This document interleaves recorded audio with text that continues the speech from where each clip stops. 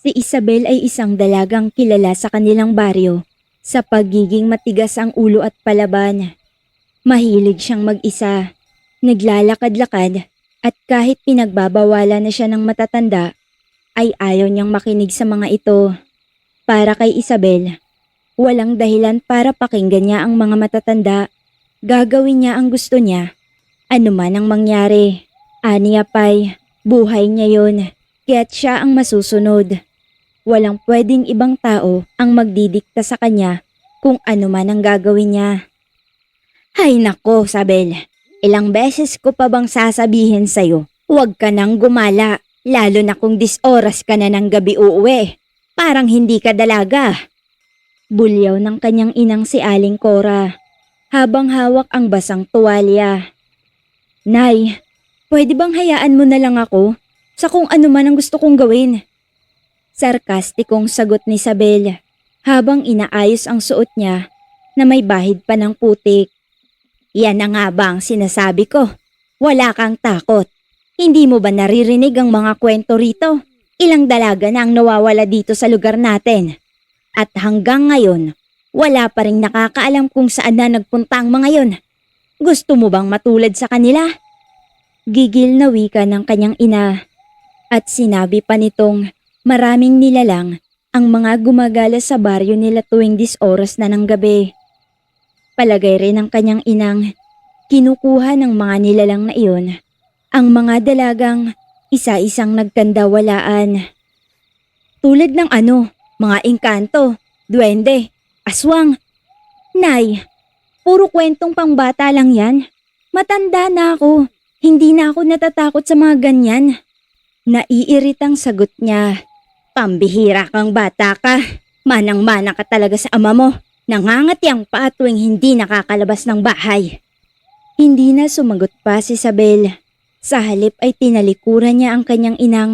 Patuloy pa rin sa pagngangangawa at pinapagalitan siya. Dahil sa pagod, ay mas pinili na lamang ni Isabel na takpan ng una ng kanyang taeng at ipinikit ang mga mata. Kahit kasi nasa loob na siya ng silid niya, abot hanggang roon ang boses ng kanyang inang nasa kusina. Hanggang sa tuluyan na nga siyang nakatulog, patuloy pa rin ang kanyang ina sa pagbubunganga nito. Ganon palagi ang sistema ng bahay nila. Kada uuwi siya ng bahay, bunganga kaagad ng kanyang ina ang sasalubong sa kanya. Hindi ito titigil hanggat hindi siya aalis sa harapan nito at magtatago sa kanyang silid. Isang beses, sa kakalakad ni Isabel ay hindi niya napansing napadpad na pala siya malapit sa kagubatan. Nawili kasi siyang pagmasdan ang magagandang tanawin sa paligid.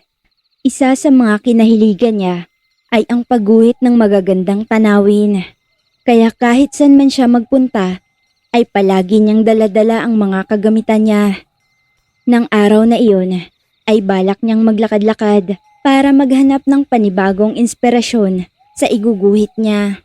Ayaw niya kasing magmukmok na lamang sa bahay dahil paniguradong maririnig niya na naman ang malaar-malait na bunganga ng kanyang ina.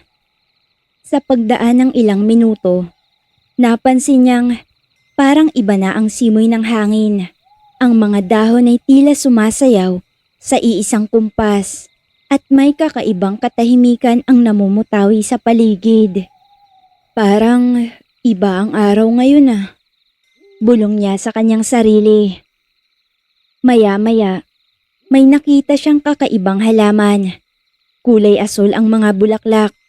Parang kumikislap kapag tinamaan ng araw. Yumuko siya para amuyin ito.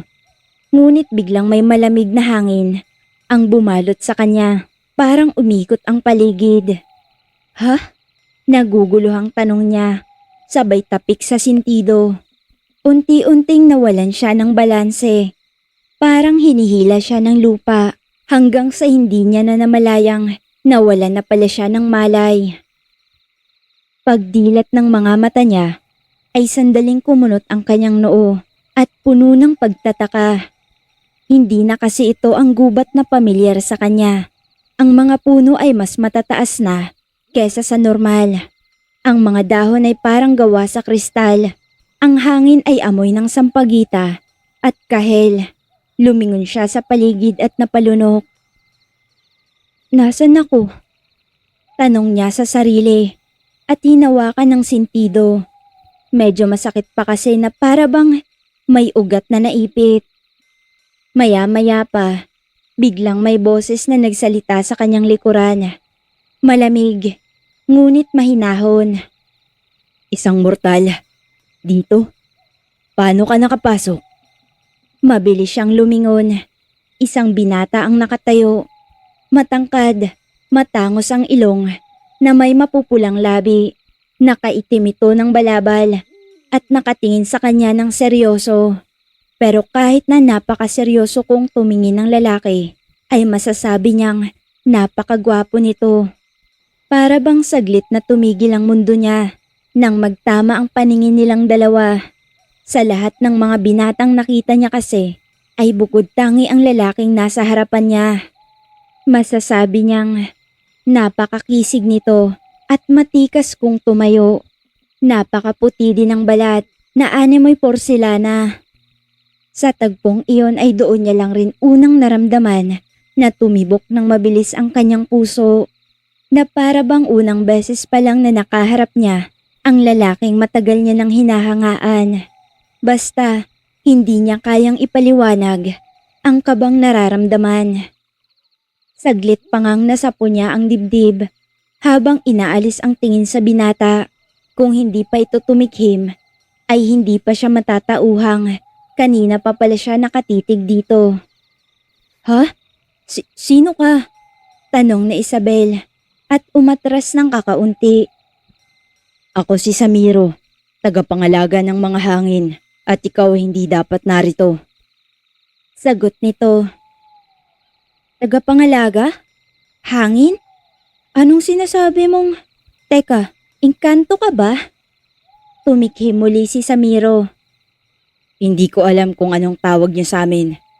Pero oo, kung yan ang tawag mo sa mga katulad ko. Pero bakit ako nandito? Nasaan ako? Sunod-sunod na tanong ni Isabel. Bakas ang takot at pagkalito sa mukha niya. Malalim na bahagi ng kagubatan, mundo namin, mundo ng mga tinatawag mong engkanto. Bihira ang nakakatawid. Madalas, hindi sinasadya. Katulad mo, pero bihira na rin ang nakakalabas. Naglakad si Samiro papalapit sa kanya. Agad naman siyang umatras dahil sa kaba at takot na nararamdaman. Ang akala niya kasi ay may gagawin sa kanyang hindi maganda ang gwapong engkanto. Hindi kita sasaktan, pero kailangan mo nang umalis. Delikado para sa isang mortal na kagaya mo ang mundo namin. Wika ni Samiro sa kanya. Bakit naman? Ang ganda nga ng lugar niyo. Parang langit oh. Sagot ni Isabel, pilit na nagpapakatapang. Hindi lahat ng maganda ay ligtas. Malamig ang boses ni Samiro. May mga nilalang dito na pinapakinabangan ng takot, kaluluwa at puso ng mga mortal, lalo na kung babae ka.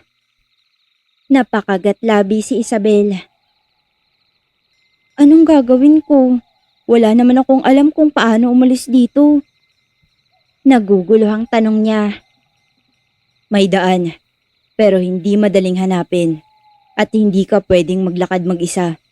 Kapag naamoy ka nila, katapusan mo na. Natakot si Isabel nang marinig ang sinabi ng gwapong engkanto. Hindi niya alam kung ano ang gagawin niya dahil hindi niya naman alam kung papaano siya napadpad sa mundo ng mga ito. Pwede mo ba akong tulungan? Nauutal na tanong ng dalaga. Bakas sa mga mata niya ang pagsusumamo. Sandaling tumahimik si Samiro. Tumitig siya kay Isabel. Waring pinag-iisipan kung tama bang pagkatiwalaan ang dalaga. Hindi ko dapat, pero oo, sige, tutulungan kita. Tila nagdadalawang isip na tugon ng gwapong engkanto. Nabuhayan ng loob ang dalaga nang marinig niya ang sagot nito. Matamis na ngumiti siya sa binata. Pero agara naman itong nag-iwas ng tingin sa kanya. Dinala siya ni Samiro sa isang lugar na para bang kuweba, ngunit may mga liwanag na kumikislap sa pader. May hanging tila nabubuhay, humahaplos sa kanyang balat. Dito ka muna pansamantala. Walang magagawa ang mga masasamang kauri ko dito. Huwag kang lalabas, lalo na kapag gabi. Seryoso pa rin itong sabi sa kanya at wala man lang kangiti-ngiti sa mga labi nito. Ganon, parang bilanggo lang ah. Mas mabuti ng ganyan kesa maging bangkay ka na lang o alipin ng mga kalahi ko. Sagot ni Samiro na nagbigay naman ng takot sa dalaga. Oo na, oo na. Grabe naman to. Kanina lang, naglalakad-lakad lang ako sa paanan ng gubat. Para may maiguhit ako. Tapos ngayon, parang nasa pelikula na ako. Usal ni Isabel habang nauupo sa isang bato. Pelikula? Tanong ni Samiro. Hindi ito pamilyar sa salita. Wala yun. Laro lang yun ng mga tao. Nakaingos niyang sagot. Muling tumahimik si Samiro. Pinagmamasdan niya si Isabel na tila isang palaisipan sa kanyang harapan. Bakit ka pumasok sa kagubatan? Biglang tanong nito. Ewan, hindi ko nga namalayang napadpad na pala ako sa loob ng kagubatan. Kanina kasi nasa paanan lang ako eh. Tsaka nakakainis sa bahay kaya naisipan kong maglakad-lakad na lang. Lahat na lang ng galaw ko, bawal. Lahat ng desisyon ko, kinokontrol. Gusto ko lang makalayo at makapag-isip-isip na rin kahit papano.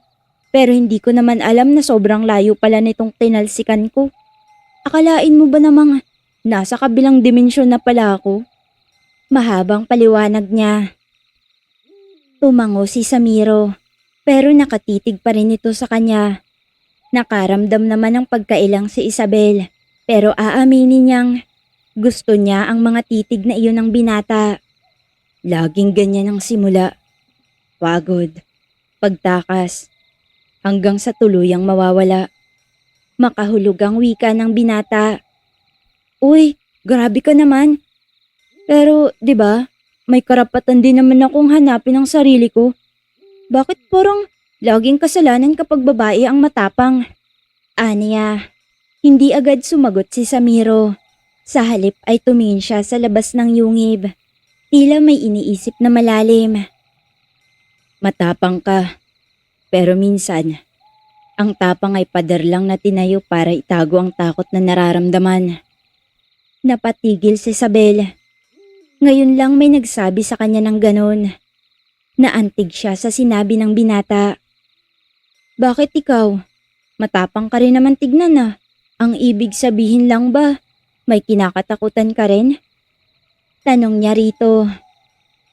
Malungkot ang mga matang tumingin sa kanya ang binata. Kaya tumingi na lamang siya ng pasensya. At inaming, tama naman ang sinabi nito. Ang totoo niyan, hindi naman talaga siya matapang. Nagtatapang-tapangan lang siya. Magmula kasi nang mamatay ang kanyang ama, pakiramdam niya ay wala nang nagmamahal sa kanya ng totoo sa bahay nila.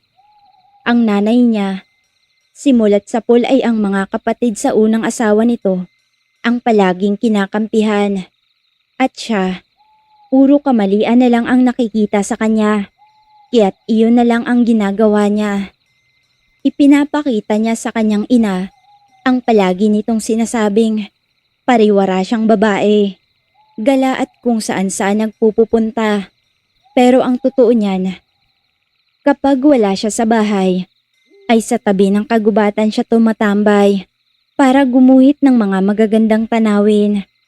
Kung minsan naman ay sa tabing ilog, basta kung saan siya nakakaramdam ng kapayapaan, doon siya hihinto at doon niya ibubuhos ang lahat ng oras niya. Hindi sa kung ano-anong bisyo at mga barkada. Sinasadya niyang magpaabot ng gabi. Gusto niya, pag uwi niya sa bahay nila ay kakain na lang siya, tapos matutulog na. Mas mainam na iyon para hindi niya makita ang mga kapatid niya sa unang asawa ng kanyang ina. Habang lumalalim ang gabi, naramdaman ni Samiro ang pagbabago ng hangin. Tumayo siya at lumapit sa labas ng yungib.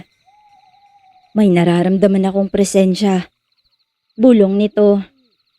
Presensya ng ano? Tanong ni Isabel.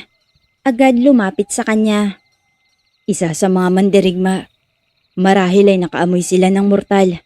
O kaya naman ay may nararamdaman silang may mortal na malapit sa paligid. Nanlaki ang mga mata ni Isabel sa narinig. Tinanong niya si Samiro kung ano ang dapat niyang gawin. Paano na lang kung makita siya ng mga engkantong yun? Ang ibig sabihin ba, kukunin siya ng mga ito? Ganun na nga, kung bakit ba naman kasi napadpad ka dito sa mundo namin? Dapat hindi ka lumapit sa portal. Sagot nito nang may paninisi sa boses. Aba malay ko ba? Hindi ko naman alam na portal pala ng mga engkanto yung sinasabi mong nilapitan ko. Ni hindi ko nga alam na napadpad na pala ako dito eh. Pagdadahilan niya. Mabilis na bumalik si Samiro sa loob ng yungib at kumuha ng palad ng hangin mula sa kanyang sisidlan. Pinahid niya ito sa noo ng dalaga. Teka sandali. Anong ginagawa mo? Tanong ni Isabel. Para hindi ka nila maamoy. Para maprotektahan ka. Kaya pwede bang wag ka nang makulit at sumunod ka na lang? Hindi na lamang kumibo si Isabel. Hinayaan niya na lang ang binatang. Gawin ito ang dapat niyang gawin. Mortal, naaamoy kita. Boses ng nilalang sa labas ng kuweba. Napakislot si Isabel at kinakabahan ng marinig ang boses ng nilalang na nasa labas ng kuweba. Hinawakan ni Samiro ang kamay niya at pinisil iyon ng bahagya. Huwag kang matakot. Basta huwag kang bibitaw sa kamay ko. Gagawin ko ang lahat. Ligtas ka lang na makabalik sa inyo. Bulong ni Samiro sa kanya. Napahinga siya ng malalim. Saka tumango at humigpit ng pagkakahawak sa kamay ng binata.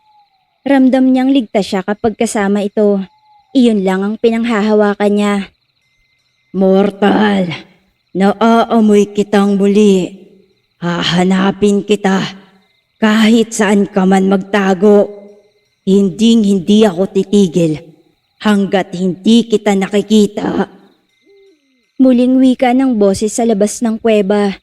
Dumadagongdong iyon na para bang kulog sa kalangitan sa kalagitnaan ng katirikan ng araw.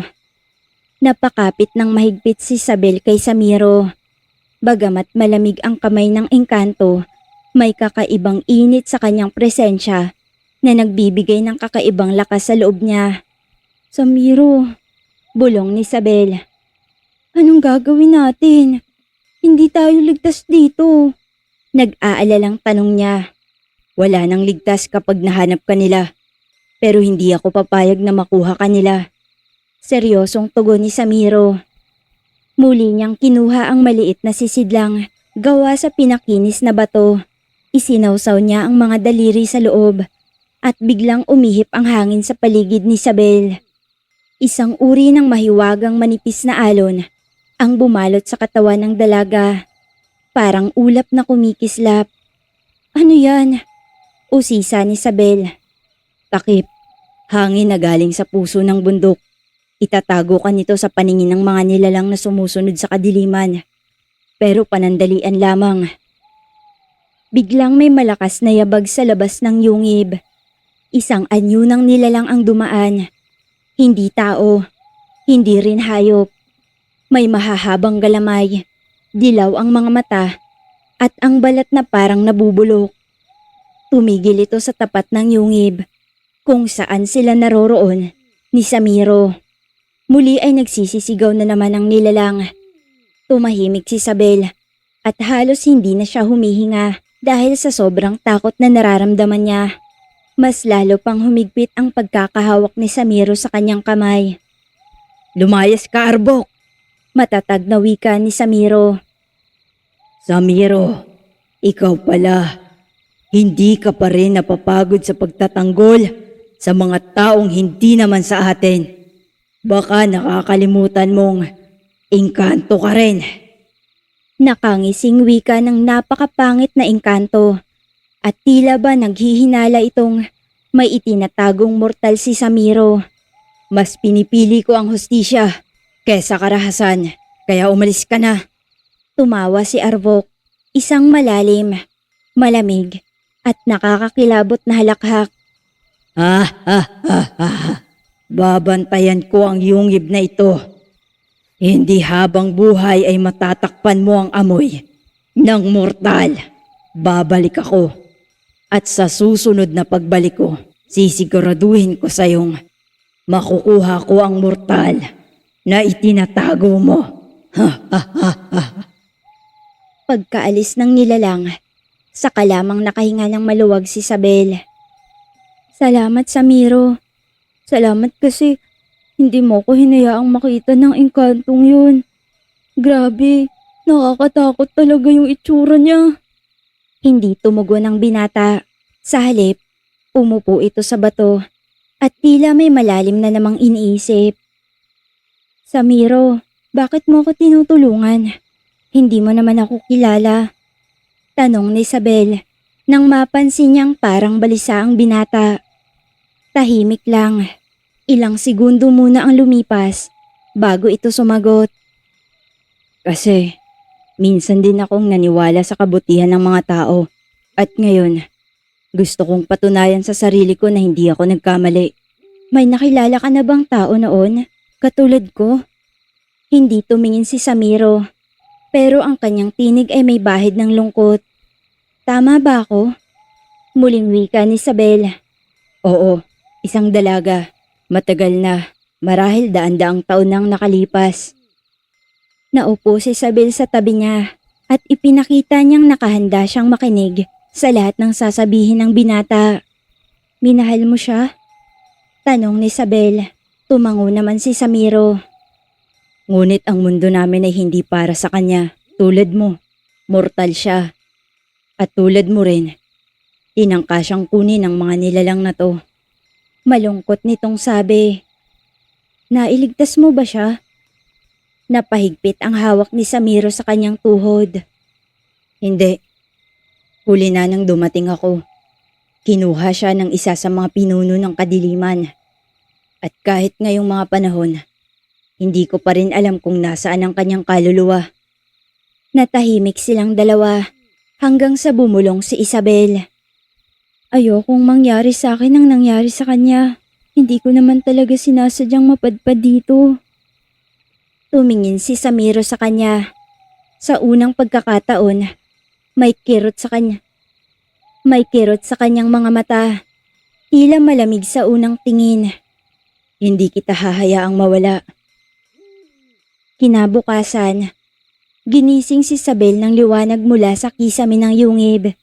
Hindi ito sikat ng araw, kundi parang sinag ng buwan na malakristal ang anyo. Ay, Samiro, tanong niya habang nag-uunat, saka tumingin sa paligid. Wala ang binata, ngunit may iniwang balumbo ng tela at ilang prutas sa gilid ng bato. Babalik ako bago lumubog ang araw. Huwag kang lalabas. Nang mabasa niya ang iniwang sulat nito, ay napangiti siya. Kahit paano, may pakiramdam siyang ligtas, kaya naman umupo siya at kinain ang prutas. Habang umunguya, biglang naisip niya ang kanyang ina. Nako, si nanay, siguradong nag-aalala na yun. Pumipintig ang puso niya sa kaba. Gusto na niyang makauwi, pero gusto rin niyang manatili pa, kahit saglit. Hindi pa siya handang iwan si Samiro. Maya-maya lang, bigla siyang nakarinig ng kaluskos mula sa lagusan ng yungib. Kaya naman tumayo siya. Samiro? Tawag niya sa pangalan ng binata pero walang sumagot. Sa halip, isang matandang engkantada ang pumasok. Nakasuot ito ng balabal na kulay lila at ang buhok ay parang usok. Ikaw pala ang sinasabi nilang mortal. Sino ka? Kinakabahang tanong ni Isabel sa pag-aakalang katapusan niya na. Ako si Talendra, isa sa matatandang tagapangalaga ng kagubatan. Hindi kita sasaktan, Gusto lang kitang makita. Malumanay ang boses na tugon nito na para bang umaawit ng isang himig na pangpatulog sa gabi. Bakit? Nangangatal na tanong muli ni Isabel. Matagal na mula nang huling may pumasok na mortal sa mundo namin. At hindi lahat ay may gabay na tulad ni Samiro. Ha? Mahalaga ba ako o delikado lang? Nagugulo ang tanong ni Isabel. Hindi pa rin maalis-alis sa kanyang dibdib ang takot na nararamdaman niya. Tumawa naman si Talendra. Parehong-pareho kayo ng tanong ng unang babaeng minahal niya. Napatingin si Isabel kay Talendra ng may pagtataka. Siya nga ba ang dahilan kung bakit ayaw niyang may masaktan ulit? Oo, at ikaw ang paalala ng nakaraan niya. Kaya ingatan mo ang puso mo, bata. Dahil sa mundong ito, ang pagmamahal ay maaaring maging sumpa. Matapos nitong magsalita, bigla na lang naglaho si Talendra na parang usok. Naiwan si Isabel sa gitna ng katahimikan. May mabigat na tanong sa kanyang isipan. Ano ba talagang tadhana ko? Madilim pa rin ang langit nang dumilat si Isabel. Tahimik ang paligid. Wala ni anino ni Samiro sa loob ng yungib. Kumirot ang dibdib niya sa kaba. Hindi niya alam kung ilang oras na siyang naiwang mag-isa. Tumayo siya at lumapit sa bukana ng yungib. Doon ay nakita niya si Samiro na nakaupo sa isang batong may lunti ang lumot. Nakatanaw ito sa malayo. Tila malalim ang iniisip. Samiro. Mahinang tawag niya sa binata. Agad naman itong lumingon sa kanya. Napansin ni Isabel na may pasa sa kanyang pisngi at bahagyang sugat sa braso. Ayos ka lang ba? Anong nangyari sa'yo? Nag-aalalang tanong ni Isabel at lumapit sa binata. Ayos lang ako. May mga sumubok hadlangan ako habang kinakausap ko si Talendra kagabi. Sagot ni Samiro habang hinahaplos ang braso. Alam na nila kung nasaan ka. Wala na tayong panahon. Kailangan na kitang ilabas dito. Natigilan si Isabel sa narinig niya. Muli ay nagririgodo na naman ang puso niya sa takot na nararamdaman. Paano? Hindi ko alam ang daan pabalik. Alam ko ang isang lumang lagusan. Matagal na itong sarado sa mga nilalang dito. Pero pwede pa nating madaanan kung mabilis tayo. Tumango na lamang siya bilang pagsang-ayon. Hindi na siya nakasagot. Sa kabila ng takot, may tiwala siya kay Samiro. Agaran silang nag-impake ng mga ilang prutas at pinato yung dahon. Nilagyan ni Samiro ng balot ang sugat niya at tinali ng peraso ng kanyang damit. Wala silang dala, kundi kakaunting pagkain at tubig mula sa isang batis na malapit sa yungib. Medyo malayo-layo kasi ang lalakbayin nila at kailangan nilang magmadali. Habang naglalakad, napansin ni Isabel na hindi na sila dumaraan sa mga dating dinaanan nila. Ang daan ay palusong, maputik at puno ng tinik. Pumapailalim sila sa mga ugat ng matatandang puno at napapagitnaan ng matataas na talahib. Samiro, saan ba talaga tayo dadaan? Naguguluhang tanong niya. Sa dating daan ng mga tagalabas. Noon, dito dumaraan ang mga nawawalang mortal na natatagpuan at pinapauwi rin. May ibang nakalabas na ba sa mundong ito dati? Noon, ilang daang taon na ang nakalipas. Pero nagbago na ang batas dito sa mundo namin at mas naghigpit sila kaya hindi na lahat ay pinapayagang makalabas. Napakagatlabi si Isabel. Hindi niya alam kung dapat ba siyang matakot o umasa. Sa tuwing naiisip niyang hindi na siya makakabalik, pinipilit niyang kumapit sa tinig ni Samiro, ang tanging pamilyar sa gitna ng lahat ng ito. Makalipas ang ilang oras na tahimik na paglalakad, nakarinig sila ng tunog ng mga yabag mula sa likuran. May sumusunod sa atin. Bulong ni Samiro. Hindi pa man sila nakakatalikod. Biglang lumitaw mula sa likuran ng punong kahoy Ang dalawang nilalang na may maiitim na balat at matatalas ang titig. Hindi sila mukhang may kapangyarihan. Ngunit ang kanilang ayos ay parang mga bantay na sanay sa paghabol. Samiro, hindi mo pwedeng dalhin ang mortal palabas. Hindi sumagot si Samiro. Bagkus, tinulak niya si Isabel sa tagiliran. Tumakbo ka sa kanan. Ako ang haharap sa kanila. Teka, ayokong iwan ka. Paano ka? Nag-aalalang sigaw ni Isabel. Kung mahalaga ako sa'yo, sundin mo ko ngayon. Napapikit si Isabel. Mabilis siyang tumakbo paakyat sa mabatong bahagi ng gubat. Sa likod niya, narinig niya ang tunog ng sapakan, mga katawan na nagbabanggaan, mga sanga na nababali, at tinig ni Samiro, naggalit ngunit malinaw. Hindi siya para sa inyo, kaya tigilan niyo na siya.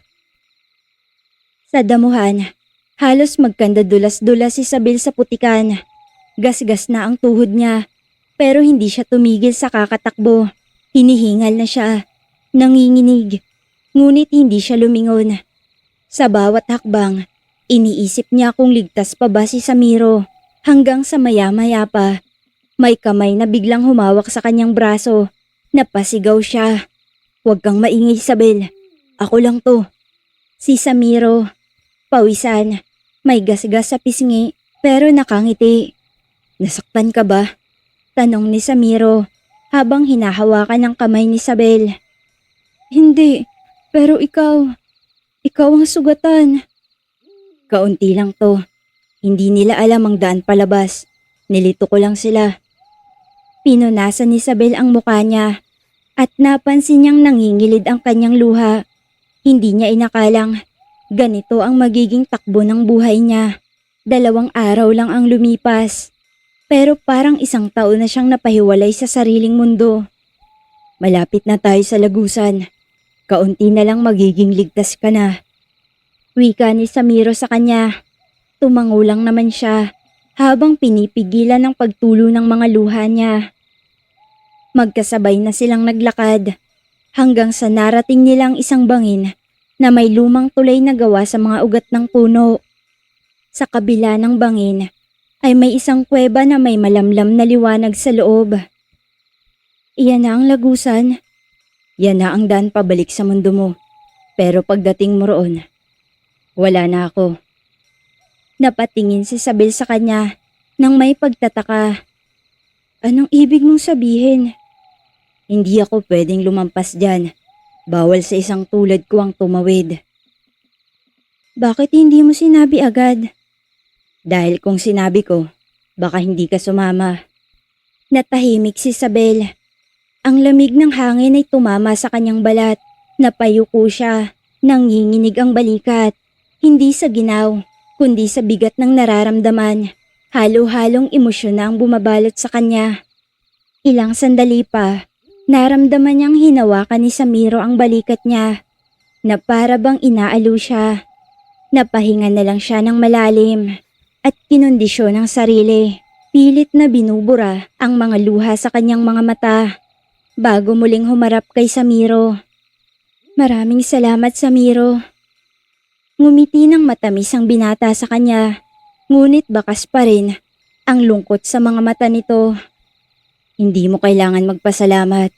Ang tanging hiling ko lang. Ano? Sana, kapag bumalik ka na sa mundo mo, huwag mong kalimutan na may isang engkanto na minsang iningatan ka, kahit saglit lang. Hindi na napigilan ni Isabel na mapaluha, pero tinanggap niya iyon. Isa iyong sandaling hindi niya makakalimutan.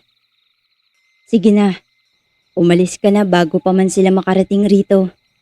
Mahinahong wika sa kanya ni Samiro. Dahan-dahan siyang tumawid sa tulay. Sa bawat hakbang ay parang tinutulak siya ng hangin, pabalik. Pero tinutulungan siya ni Samiro, hawak sa kamay, hanggang sa huling bahagi ng tulay. Pagkarating niya sa bungad ng kuweba, lumingon siya. Nakatayo pa rin si Samiro kung saan siya nito binitawan. Nakangiti sa kanya, ngunit may lungkot sa mga mata. Samiro, bulong niya. Pagpasok mo sa lagusan, huwag ka nang lilingon pa, Isabel. Mabuhay ka sa mundo mo. Yun ang nararapat para sa'yo. Masaya akong nakilala kita at mas masayang masaya ako dahil nagawa kitang iligtas. Mananatiling nakatatakan na dito sa puso ko. Samiro, pangako, hinding-hindi kita makakalimutan. Mananatili ka dito sa puso ko. Pagdating ko sa amin, iguguhit ko ang lahat ng mga ginawa natin. Lalong-lalo ka na. Ilalagay ko sa loob ng silid ko ang larawan mo para lagi kitang maalala. Malungkot niyang wika habang tumutulo ang mga luha. Iisipin niya pa lang na hindi na makakasama ang binata. Pakiramdam niya ay hindi niya kakayanin. Nalulungkot na siya. Muli ay ngumiti ang binata at inutusan siyang lumakad na huwag nang lumingon pa. Pero bago niya tuluyang sinunod ang utos ni Samiro, muli niya itong binalikan. Niyakap niya ng mahigpit at walang sabi-sabing ginawaran ng halik sa labi ang binata. Saglit namang natigilan si Samiro, pero agad din naman iyong tumugon. Yakap at halik na puno ng pagmamahal ang ipinadama niya rito. Kahit mabigat sa dibdib, mabilis ang tibok ng puso niyang lumakad na nga. At sa pagdaan niya sa liwanag, naramdaman niyang parang may hangin na humihigop sa kanya. Pagdilat ng kanyang mga mata, nasa gilid na siya ng ilog. Sa tabi ng kanyang paa ay ang kanyang bag. Tuyong-tuyo, walang marka ng kagubatan sa kanyang balat. Pero sa loob niya, hindi niya kayang ipaliwanag. May puwang. Dahan-dahan siyang tumingin sa langit. Kulay asul, maliwanag, pamilyar. Pero sa kanyang puso, may iniwan si Samiro na hinding-hindi mawawala.